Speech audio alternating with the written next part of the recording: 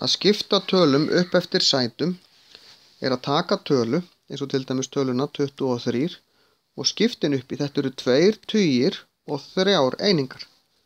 Ef við leggjum þetta saman, þá fáum við 23 er það ekki. Ef við værum með töluna 3684, þá erum við með 3684.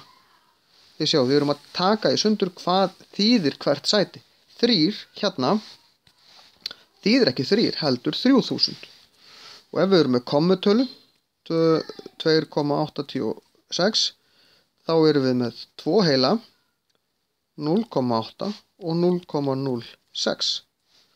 Þið sjáum að það skiptir máli í hvaða sæti tölustafirnir eru, hvað þýð, og við erum að brjóta það upp þannig að við getum lesið hvað hver tölustafur í tölunni raunverulega þýðir.